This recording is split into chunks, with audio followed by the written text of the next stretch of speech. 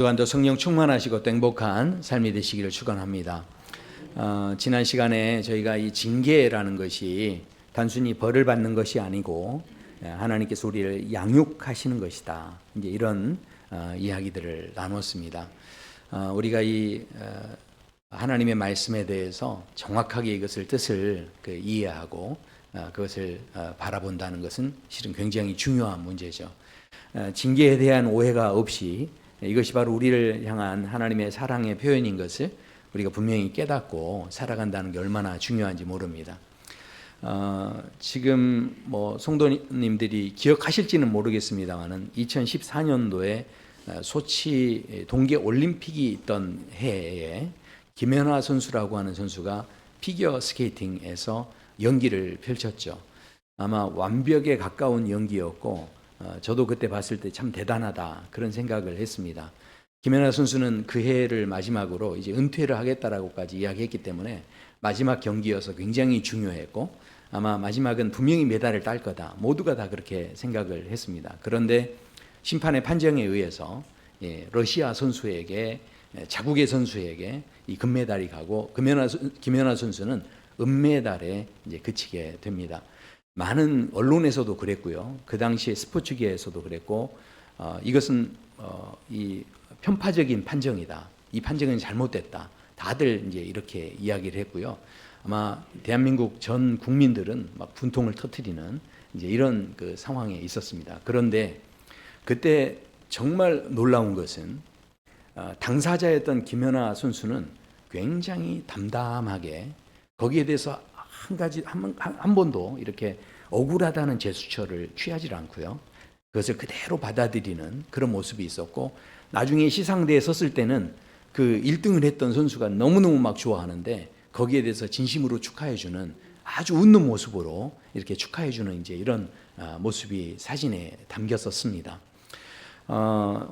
우리가 참 이 김연아 선수를 이렇게 보면서 제가 그래서 궁금해서 그 당시에 인터뷰들을 한번 다 이렇게 좀 찾아봤어요. 그랬더니 그 인터뷰의 그 내용을 좀 이렇게 정리해서 보면 이제 이런 고백을 하는 것을 봤습니다. 김연아 선수가 어렸을 때는 자기도 그 메달의 색깔이 전부였다라는 거죠. 운동을 할 때 이왕이면 그 금메달을 따야지 이게 이제 목표가 됐고 그래서 그 목표를 이루기 위해서 최선을 다했고 그래서 금메달이 아니면 실패했다라는 생각을 자기도 했다라는 겁니다.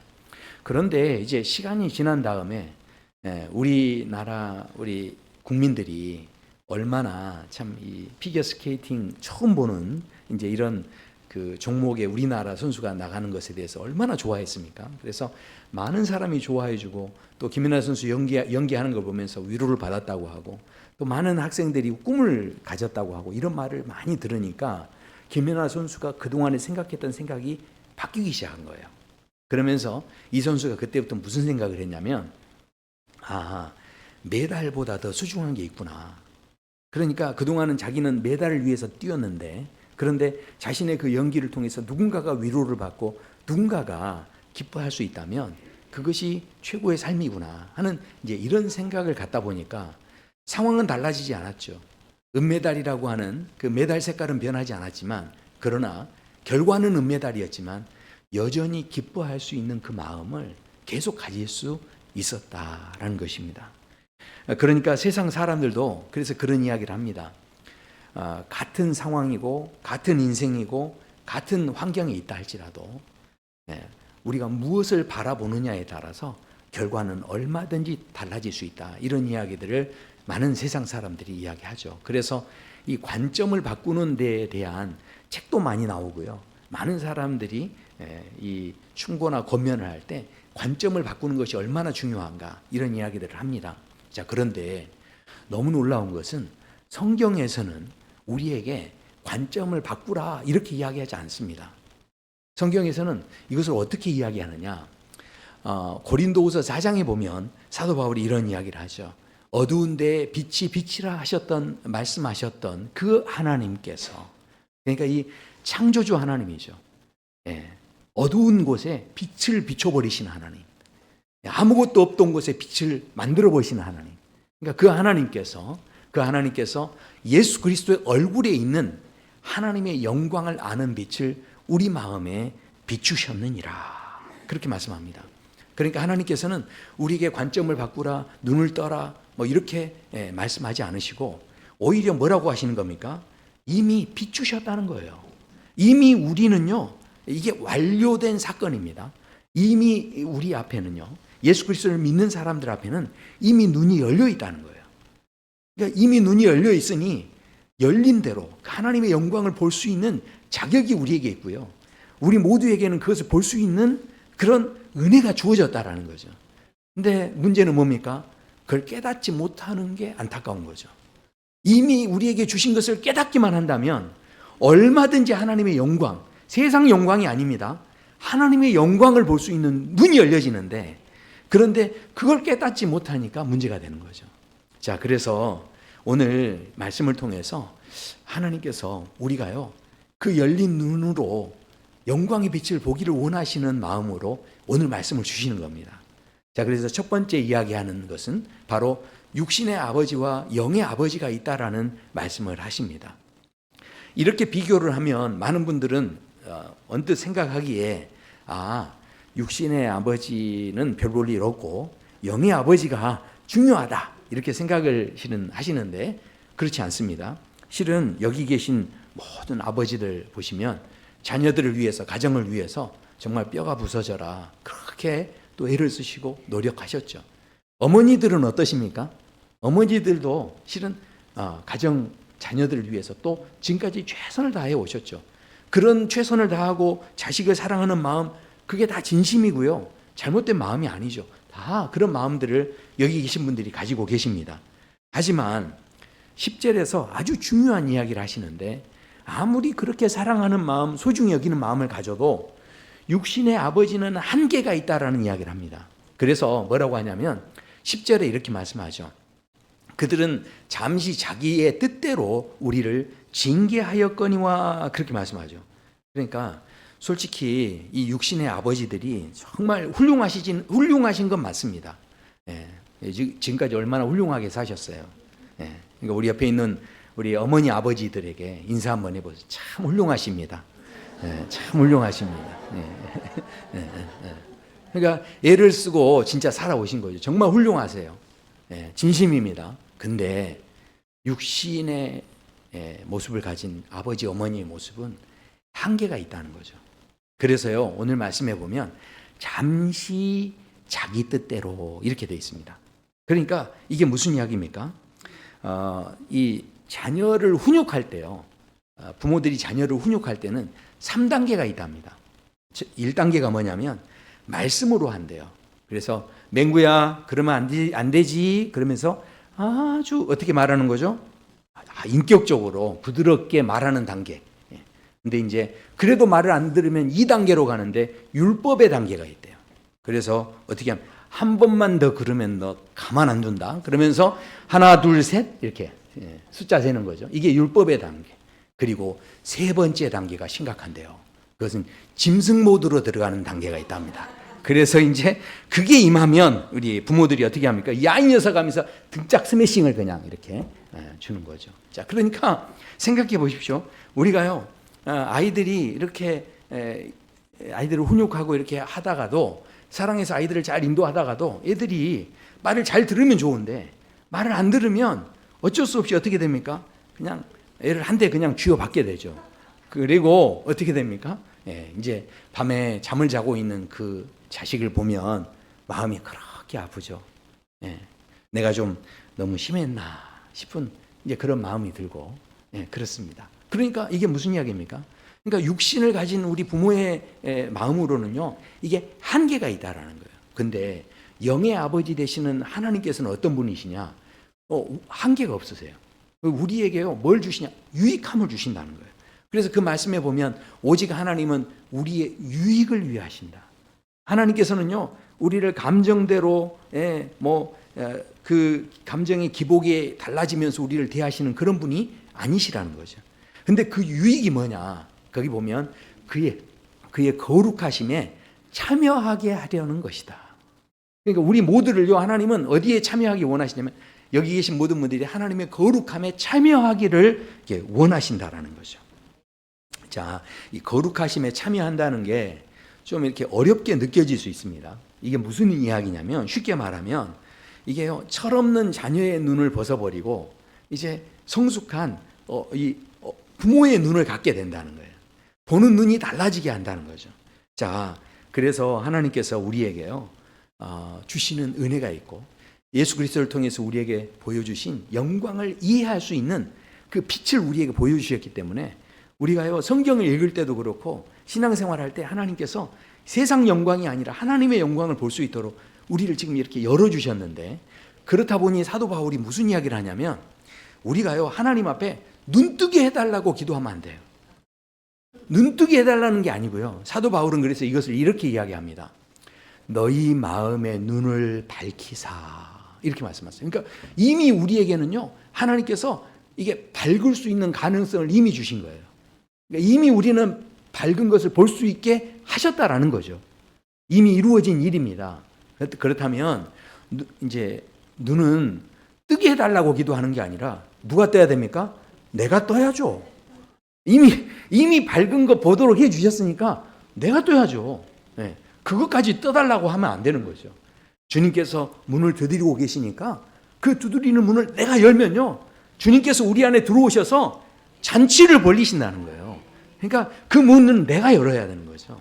그러니까 이미 하나님께서는 우리에게 이 세상 영광과 차원이 다른 것을 볼 수 있는 영적인 눈을 이렇게 밝게 볼 수 있도록 우리에게 빛을 비춰주고 계시고 우리에게 그것을 열어주신 줄로 믿습니다.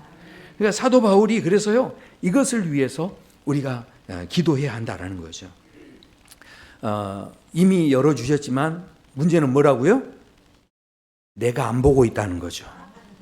내가 안 보고 있다는 거예요. 이게 문제입니다.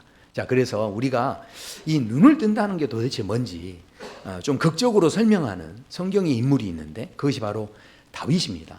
다윗의 이야기를 한번 생각해 보시면, 이분이요, 이제 노년에 이르러서 이제 나이가 들어서 어떤 일을 하냐면 인구수를 계수합니다.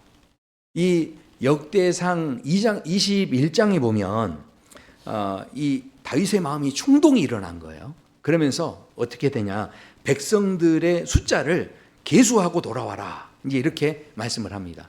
그래서 누구한테 보고하라고 하냐면 나한테 보고하라는 거예요. 나한테. 이게 무슨 이야기입니까?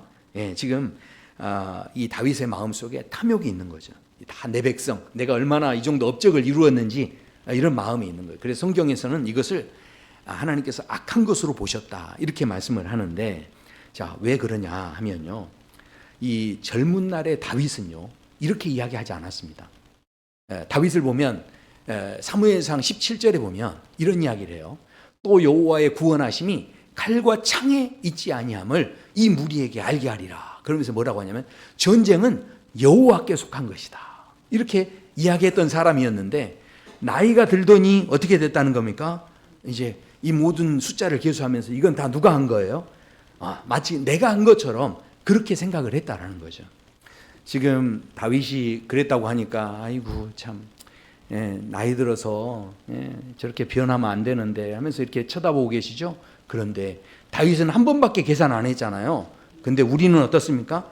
아침에 눈 뜨자마자 자, 내 군사가 얼마나 늘었나 하면서 SNS 좋아요 누가 얼마나 눌렀나 이거 확인하고, 그 다음 나를 따르는 백성은 몇 명인가 이거 확인하고, 우리는 이거 언제 확인합니까? 날마다 하잖아요. 그러니까 이거 안 하시는 분은 내 통장에 돈이 얼마나 들었나 이거 확인 안 하십니까? 그러니까 우리는요, 이 다윗만 숫자를 계수하는 게 아니고 우리도 알고 보면 내가 어느 정도 되지? 이거를 계산을 하는 거예요. 내가 힘이 어느 정도 있지? 이걸 계산하고 싶은 마음이 우리에게 있다는 거죠. 근데 다윗이 이렇게 했을 때 하나님께서 이 다윗에게 이렇게 놔두면 안 되는 거잖아요. 그래서 이 다윗에게 징계를 내리시는데, 징계 중에서 3가지를 하라고 했더니 하나를 선택을 하는데, 그게 뭐였냐면 전염병이 임하는 걸 선택하는 거예요. 그래서 무슨 일이 일어났느냐, 그 전염병으로 죽은 자가 7만 명이었다, 이렇게 말씀을 합니다. 자, 그러면 어떤 분들은 이게 궁금해요. 왜냐하면 죄는 다윗이 지었는데, 교만한 죄는 다윗이 지었는데, 그런데 누가 죽습니까? 백성들이 죽었잖아요. 애매한 백성들이 죽임을 당하는 걸 보고서 야, 이거 너무 억울하지 않은가? 예, 백성들이 이렇게 고통을 당해야 되나 생각할 수 있지만, 그러나 여기에 보면요, 가장 고통을 당한 사람은 누구냐면 다윗이었습니다.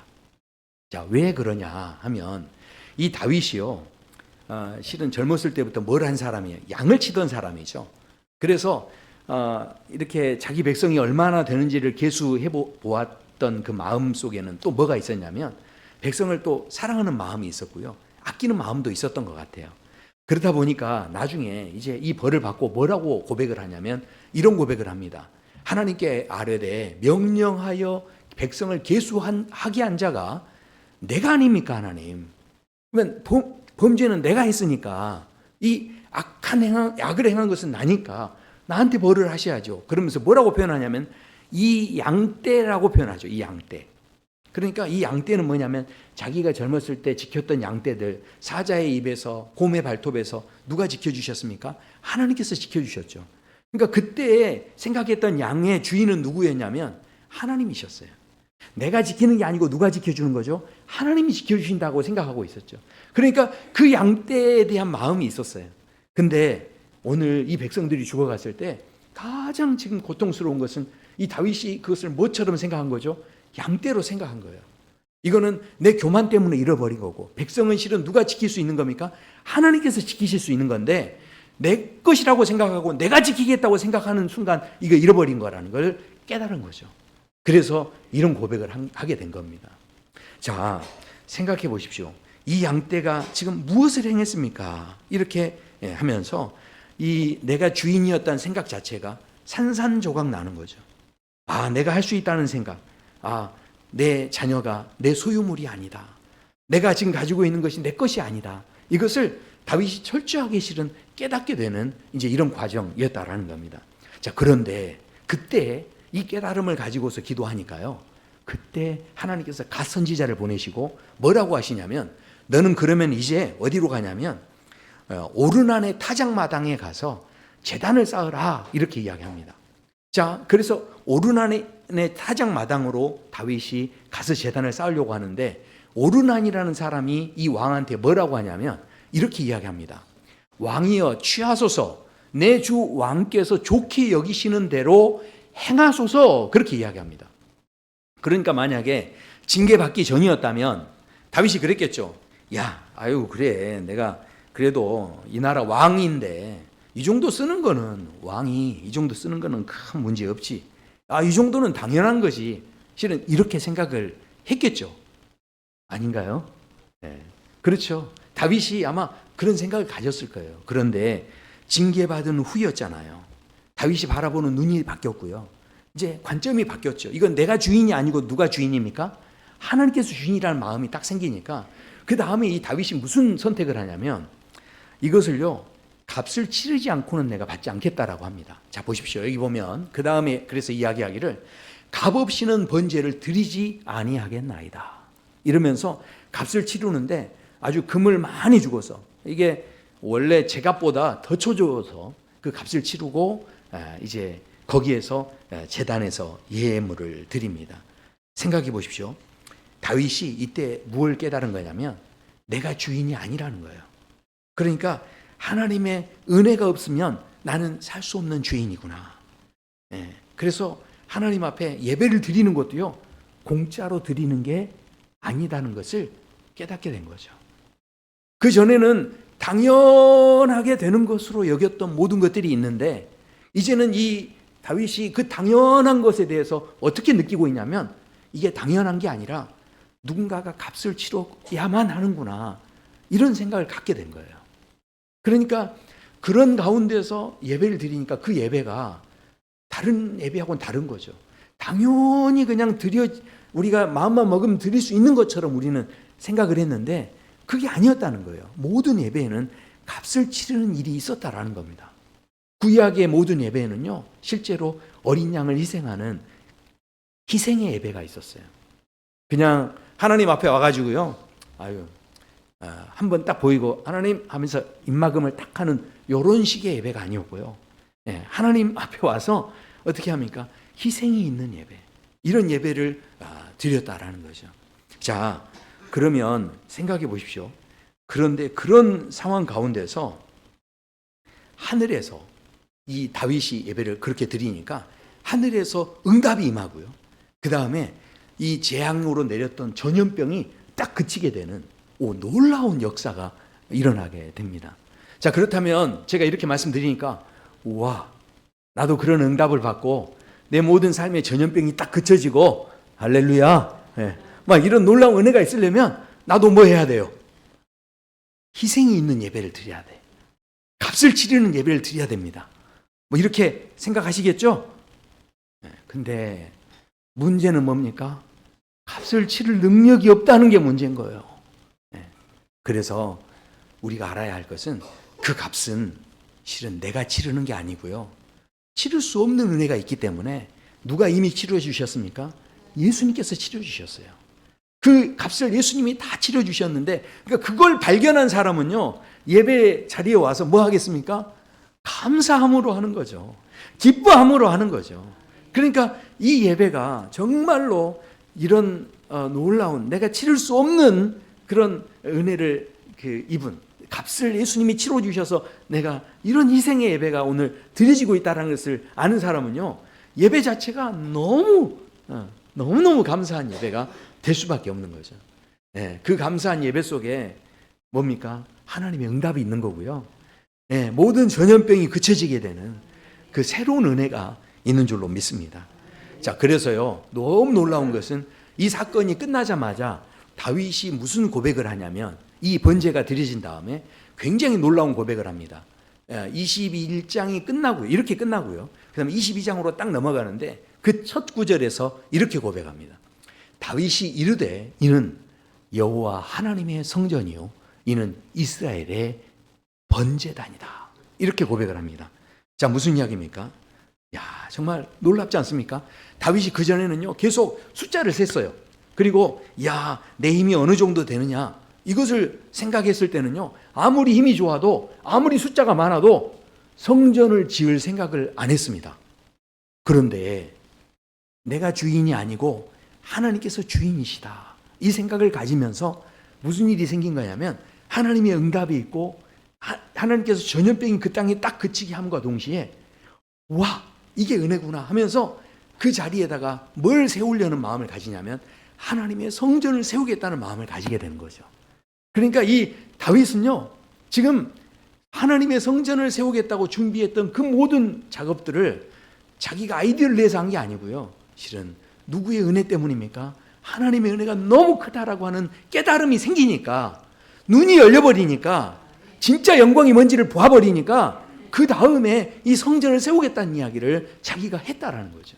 그러니까 이것이 오늘 말씀에서 10절에서 말하는 거룩하심에 참여하게 하시려는, 그러니까 하나님께서 우리의 눈을 열어주시면요, 이 징계를 통해 우리의 눈이 열려지면 내가 미처 보지 못했던 하나님의 영광에 우리가 거룩하심에 참여하게 하시려는 그 하나님의 그 인도하심이 있다라는 이야기죠. 그래서 그 11절에 보십시오. 11절에 보면 무릇 거룩하심에, 이 10절에 보면 참여하게 하시느니라, 하나님께서 이렇게 말씀하시고, 그 다음에 이제 11절에 보면 두 가지 단어가 등장을 하는데, 이게 당시에는 이라는 말과 후에라는 말입니다. 이게 무슨 의미가 있을까요? 여기에 당시와 후에라는 말이 있다는 것은 이 하나님의 징계하시는 이 시간은요, 시간차가 있다는 이야기죠.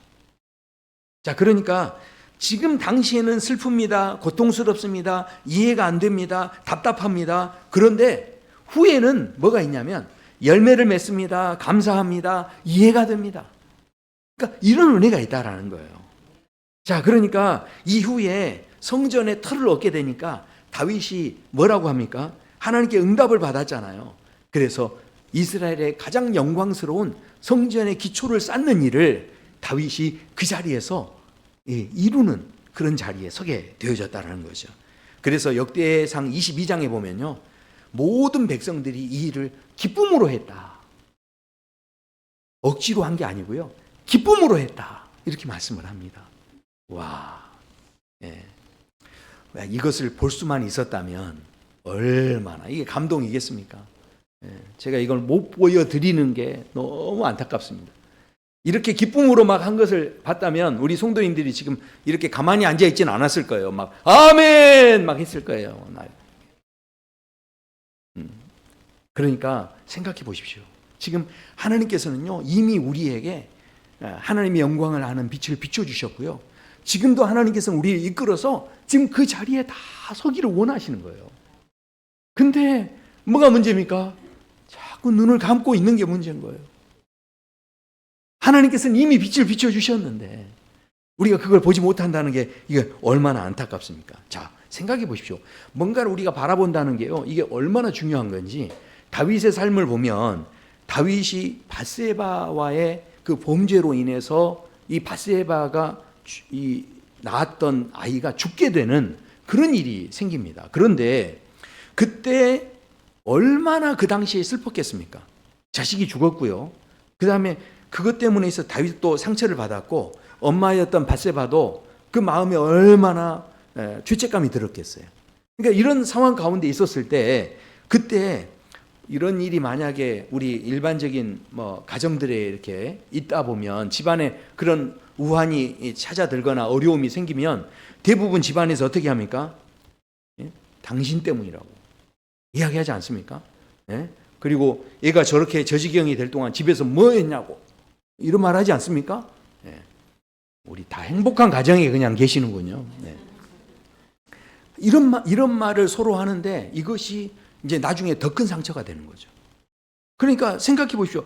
그런 상황 속에서는 이게 뭡니까? 자기 아픔만 생각하는 거예요. 자기가 주인이니까 자기 입장만 생각하니까 서로 간에 이게 상처가 될 수밖에 없는 거죠. 그런데 다윗도 지금 너무너무 힘들죠. 너무 괴롭고 아프죠. 수치스럽죠. 뭐 이런 상황 가운데 있는데 다윗이 그때 일어나 가지고 어떻게 합니까? 성경에 보면 이렇게 이해해요. 그의 아내 밧세바를 위로했다. 그렇게 말씀합니다. 그러니까 자기도 너무 힘들지만 뭐 하러 갔다는 겁니까? 위로하러 갔다는 거예요. 이 밧세바를 위로하러 그 자리에 갔는데 우리가 비행기를 타시면요. 비행기 탈 때도 원칙이 있어요. 승무원들이 이렇게 소개하는데 비상 상황이 생기면요. 반드시 부모가 먼저 산소 마스크를 머리에 쓰게 합니다. 그 다음에 이 아이한테 쓰여주라는 거예요. 왜 그렇게 하느냐? 아이 먼저 씌워주다 보면요. 이게 타이밍을 놓쳐서 둘 다 죽을 수 있어요. 오히려 내가 먼저 잘 살고 정신을 차려야만 누구를 살립니까? 이 아이를 살릴 수 있다는 거예요. 그러니까 이 비상 상황이 왔을 때는 반드시 그렇게 하라고 이제 승무원들이 이렇게 교육을 시킵니다. 그런데 영적인 원리가 똑같습니다. 이게 무슨 이야기냐면요. 우리가요, 이 병원에서도 보면요, 이제 자녀들이 이렇게 만약에 병원에 이제 입원해가지고 이렇게 누워 있잖아요. 그러면 아이들이 뭐라고 합니까? 아유, 엄마 나 물 줘요. 엄마 나 아파요. 엄마 나 짜증나요. 뭐 이렇게 하잖아요. 근데 애들이 부모님들이 지금 밥을 먹었는지 잠은 제대로 잤는지 이런 걸 봅니까? 애들은 전혀 실은 그걸 못 보는 거죠. 그러니까 애들의 마음이에요. 그런데 부모들이 만약에 정말 위중하게 암에 걸려서 만약에 병실에 이렇게 누워 있어요. 그러면 자녀들이 와가지고 문병으로 왔습니다. 그러면 부모들은 어떻게 합니까? 자기가 암에 걸려 누워 있는데도 자식이 와서 얼굴이 야외와 있는 걸 보면 뭐라고 합니까? 밥은 먹고 다니냐? 너 괜찮냐? 나는 괜찮다. 그렇게 이야기하지 않나요? 그게 바로 실은 부모의 마음이죠. 그러니까 지금 다윗이요, 이 징계를 받는 그런 상황에 있었지만, 그러나 자기도 너무 아팠지만 지금 뭐 했다는 겁니까? 밧세바를 찾아가서 그녀를 위로했다라는 거죠. 그랬을 때 하나님께서요, 자기 연민에 빠져 있지 않고 그렇게 했을 때 무슨 일이 생깁니까? 하나님께서 은혜를 주셔서 그 당시에는 그것이 슬퍼 보였지만 후에는 의의 열매, 평강의 열매가 되도록 바로 이 다윗의 가정 속에 솔로몬을 선물로 주셨다라고 말씀을 합니다. 그러니까 오늘 이 말씀이 바로 그런 의미가 있어요. 우리가 인생을 살아갈 때 비록 지금 당장에는 좀 징계받는 것 같은 상황이지만 그러나 후에는 이것을 통해서 하나님께서 우리를 통하여 의와 평강의 열매를 맺어가게 하시려는 하나님의 계획이 있었다라는 거죠. 그러나 이렇게 다윗 같은 사람만 있지는 않았습니다. 성경에 보면 눈이 전혀 바뀌어지지 않는 고집을 피웠던 사람들이 있었죠. 누구였냐면 가인이었습니다. 가인 같은 경우는요, 하나님 앞에 징계를 받게 되죠. 왜냐하면 그 사랑해야 할 동생을 죽이게 되고 그로 인해서 징계를 받게 되는데, 그때 하나님께서 더 이상 너에게 땅이 효력을 주지 않을 것이다 이렇게 징계를 하시는데, 그때 이 가인이 뭐라고 하냐면 이렇게 이야기합니다. 아유, 하나님, 이 벌은 나한테 너무 무겁습니다. 그러면서 계속 지금 누구 생각만 합니까? 자기 생각만 하는 거죠. 자기 연민에 빠져 있는 거죠. 그러면서 뭐라고 하냐면 14절에 보면 물은 나를 만나는 자마다 나를 죽이겠습니다. 그렇게 이야기하죠. 자기 힘든 것만 생각하는 그런 입장에 있다가 결국은 무슨 일이 일어납니까? 결국은요, 유리하고 방황하는 자로 그 인생이 끝나버립니다. 사울 왕도 마찬가지였습니다. 사울 왕도요, 하나님께서 그에게 징계를 내리시는데 악령이 그를 번뇌하게 하셨다라고 그렇게 말씀을 합니다. 자, 그런데 그렇게 번뇌하는 상황 속에서 어떤 일이 있습니까? 이렇게 했으면요, 하나님, 도대체 저를 이렇게 괴롭히는 악령이 있는데 살아계신 하나님, 저에게 임재해 주시고 저의 잘못이 있다면 용서해 주시고 하나님, 저의 영을 새롭게 해주세요. 이렇게 하면 되잖아요. 근데 하나님을 찾지 않죠. 결국은 어떻게 됩니까? 다윗이 내 자리를 뺏으면 어떻게 하나 하면서 그 질투심에 눈이 멀어서 끝까지 다윗만 쫓아다니다가 비참한 최후를 맞이하게 됩니다. 결국은 평강의 열매를 맺는 자리까지 가지를 못했다라는 것이죠. 생각해 보십시오. 그렇다면 징계가 왔다고 해서요, 모두가 다 변하는 건 아니었다는 거죠. 징계가 있었을 때 그것에 대해서 다윗처럼 오히려 그것이 자신의 삶의 의의 열매, 평강의 열매가 되는 자리까지 이렇게 가기도 했고, 어떤 사람들은요, 그 자리까지 가지 못하고 비참한 그런 최후가 되기도 했다라는 겁니다. 결국 우리가 알아야 할 것은 마귀는 지금도요, 하나님의 마음에 대해서 우리에게 오해하게 한다는 거예요. 내가 너무 어려운 자리에 있을 때 하나님께서 우리에게요, 심지어는 우리에게 성장하라고 눈뜨라고 윽박지르시는 그런 하나님이 아니십니다. 하나님께서는 이미 우리에게 빛을 비춰주셨고 우리의 마음에 그 빛을 허락하시고 그 빛을 따라 살도록 우리를 초청해 주신 줄로 믿습니다. 결국은요, 이 징계라는 것은 우리에게 눈을 만드는 시간이 아니고요, 징계라는 것을 통해서 이미 우리에게 주신 것들을 깨닫기를 원하시고, 그래서 우리가 문만 열면, 눈만 뜨면 누릴 수 있는 많은 것들이, 얼마나 귀한 것들이 있다는 것을 알려주시기 위해서 오늘 우리에게 이 말씀을 주셨다는 거죠. 그래서 오늘 이제 결론적으로 말씀에 이어지는 말씀에서 중요한 말씀을 하십니다. 12절 13절 보십시오. 그러므로 피곤한 손과 연약한 무릎을 일으켜 세우고, 자, 너희 발을 위하여 곧은 길을 만들어 저는 다리로 하여금 어그러지지 않고 고침을 받게 하라. 이렇게 말씀합니다. 자, 생각해 보십시오. 우리는 대부분 기도할 때 곧은 길을 만들기를 원하십니까? 내 아픈 다리 먼저 고치기를 원하십니까? 우리는 내 아픈 다리 먼저 고치기를 원하시죠. 그러니까 우리의 기도 제목은 그거예요. 그런데 오늘 이 말씀에서는요, 아픈 다리 고치는 건 두 번째 문제예요. 자, 뭐부터 하는 겁니까? 곧은 길을 만들라는 거예요. 곧은 길을 만들어라. 이게 무슨 이야기입니까?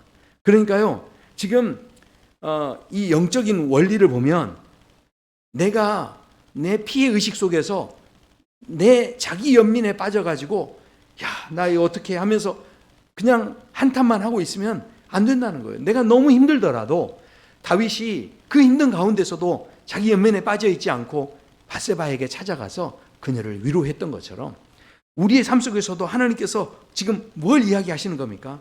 내가 내 피해 의식과 자기 연민에 빠져 있으면 헐떡거리면 아무것도 안 된다는 거예요. 오히려 그런 가운데서 내가 아무리 힘들어도 그 자리에서 먼저 한번 손을 가서 내밀어 보는 거예요. 그러니까 길부터 만들어 놓으면 그 길을 걸을 수 있도록 다리는 누가 고쳐주시는 겁니까? 하나님께서 고쳐주시는 거죠. 그러니까 우리가 해야 할 일은요, 다리 고치는 게 문제가 아니고요, 길을 만드는 거예요. 내 삶의 자리에요, 자꾸 길을 만드시는 거예요. 그것이 우리의 삶에 바로 의와 평강의 열매를 맺게 하는 그런 놀라운 은혜의 길이 될 수 있음을 우리에게 말씀합니다. 결국 상황을 바꾸는 것이 중요한 게 아닙니다. 오늘 예수님께서 그래서 십자가 지실 때 그 징계를 받으시는데, 우리를 대신해 징계를 받으시는 그 예수님께서 뭐라고 하십니까? 그 징계 가운데 이렇게 이야기하시죠. 아버지, 지금 예수님도 막 너무너무 힘드신 상황이실 텐데, 그런데 뭐라고 하십니까? 아버지, 저들을 사하여 주시옵소서. 자기들이 하는 것을 알지 못함입니다. 이런 말씀을 하시죠. 무슨 이야기입니까? 곧은 길을 내주시는 거죠. 그들이 회복할 길을 내주시는 거죠. 예수님께서는 지금 너무너무 힘드신 상황인데 오히려 자신을 향해 창칼을 든 사람들을 향해서 저런 기도를 하십니다. 그뿐만 아닙니다. 눈물 흘리고 있는 그 어머니를 향해서 이렇게 말씀하시죠. 보소서, 아들입니다 하면서 제자를 소개하시고요. 그 제자에게 뭐라고 합니까? 보라, 내 어머니라 말씀하면서 그 어머니와 제자들을 위로하시는 예수님, 십자가의 그 고통 속에서도 자신의 고통을 해석하지 않으시고, 자신의 고통이 왜 있는지 이거 따져 묻지 않으시고, 오히려 그 앞에 있는 눈물 흘리는 사람들을 향해서 지금 손을 내밀고 계시는 그런 예수님이시죠. 결국 그 아버지의 눈을 가지고 우리를 바라봐 주셨고, 바로 우리에게 이 놀라운 구원의 은혜가 임하게 된 줄로 믿습니다. 오늘 이 땅에 아기 예수로 탄생하신 예수님께서 이 땅에 오셔서 바로 우리의 삶 가운데요, 소망 없는 이 땅 가운데 빛이 되어주시고 소망이 되어주신 줄로 믿습니다. 그분을 통해 하나님의 영광의 빛이 우리에게 이미 주어진 줄로 믿습니다. 우리는 이제 눈을 떠서요, 그 영광의 빛을 경험하는 자리에 나가길 원하시죠. 우리 오늘 이 말씀을 통해서 우리가 오늘 남아있는 이 시간들 속에 아버지의 눈을 나에게 주시옵소서. 아버지 하나님, 내가 오늘 나를 통해 누구를 위로하기 원하시고 누구를 세워가기 원하십니까? 하나님, 내가 선 자리가 오늘 다윗이 고백했던 것처럼 이렇게 하나님이 임재하시는 성전입니다. 이곳이 바로 성전입니다. 이렇게 고백할 수 있는 그런 믿음의 삶이 되시기를 축원합니다. 우리 함께 찬양하시겠습니다.